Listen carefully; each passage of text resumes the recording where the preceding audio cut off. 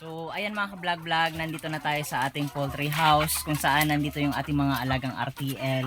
Yan, kung mapapansin nyo, ito yung mga bagong RTL natin. Then, dun sa dulo yung mga luma natin. Almost 2 years na yon sa egg production. Then, ito yung 50 heads na bago sa ating egg production.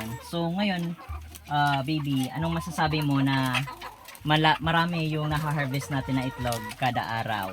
Okay, so thank you Lord dahil sa blessing na ipinagkaloob mo sa amin everyday na ibinibigay ng mga RTL namin. So malaking tulong to sa amin.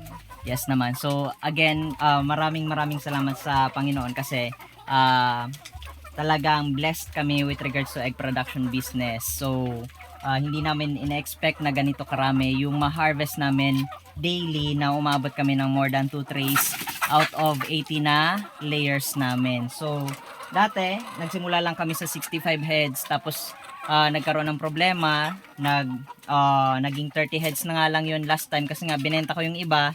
Then bumili ako ng additional na 50 heads, kaya ngayon meron tayong nasa 80 plus. To be exact, 81 heads na lang yan yung RTL natin ngayon.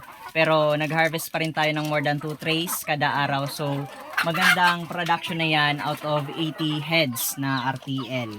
Ngayon naman mga ka-vlog-vlog, sa mga nagtatanong na kung ano ba daw dapat yung gawin namin kapag ganitong tag-init, or ano ba yung ginagawa namin kapag ganitong tag-init para hindi mabawasan yung egg production natin. Una, syempre, wag nyong hahayaan na magutom yung ating mga alagang RTL. Kung ano yung type of feeding ninyo, yun pa rin yung gawin ninyo mga ka-vlog-vlog. Kung 6 AM kayo nagpapatuka or nagbibigay ng patuka, ganun pa rin. Wag nyong biglang isi-shift na biglang porket restricted, tapos gusto nyong maging ad libitum or yung tinatawag nating na unli feeds. Yun yung ginagawa kasi ng iba para daw hindi bumaba yung egg production. Pero sa amin mga ka-vlog-vlog, kung ano yung practice ninyo, idiretso nyo lang kasi maselan yung mga RTL sa patuka. Kaya naman yung patuka natin dito ngayon tag-init, twice a day pa rin tayo mga ka-vlog-vlog nagpapatuka, 5 AM to 6 AM, tapos sa hapon naman 5 PM hanggang 6 PM yung pagbibigay natin ng patuka. Twice a day tayo nagbibigay ng patuka mga ka-vlog-vlog. Yung patuka natin, mini-make sure natin na naubos nila yung patuka natin. So 100 grams per head per day yung patuka natin. Supra feeds pa rin mga ka-vlog-vlog yung patukang binibigyan natin sa ating mga alagang RTL. Kaya naman ganito yung quality ng itlog na naha-harvest natin. So yung harvest natin, hindi lang basta marami pero quality, matitigas yung shell. Matitigas yung shell yung shell niya mga ka-vlog-vlog. At the same time, malalaki. Kumbaga, minimum yung nakukuha natin na medium, kadalasan large and XL yung harvest natin. Minsan nga marami na tayong na-harvest dito yung jumbo. Yun nga lang, wala tayong mapagbilihan or mabentahan rather ng jumbo. Kaya mas madaling ibenta para sa akin yung large. Aside doon mga ka-vlog-vlog, sa hindi natin hinahayaan na mawalan sila ng patuka or make sure natin yung quality ng patuka during tag-init, at the same time nagbibigay tayo ng electrolytes. Kumbaga nagtutunaw tayo ng yung tinatawag nilang vitamins, pero sa atin ang tawag natin doon is electrolytes. Mataas sa sugar, kumbaga para at least ma-boost yung energy ng ating mga alagang RTL. Yun yung binibigyan nating patuka. Nakailang tray ka na? Almost 1 tray na. Doon pa lang yung sa kabila. So doon sa 30 heads natin, ito na agad yung na-harvest natin.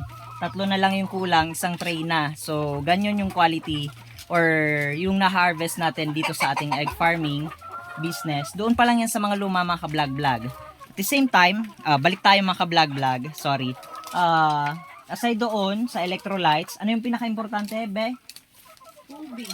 Yan, tubig. Magbigay ng additional na patubig sa ating mga alagang RTL. Lalo nang mainit.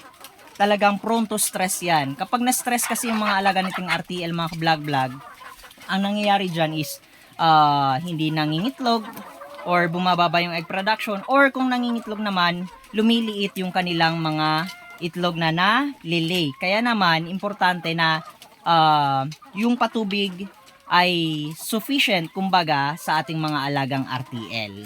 So again, yun lang mga ka-vlog-vlog, iwasan lang nating may stress na lalo na ngayon tag-init yung ating mga alagang RTL. Katulad sa amin ngayon, tignan nyo, medyo pinapawisan na kasi medyo mainit nga talaga dito sa area.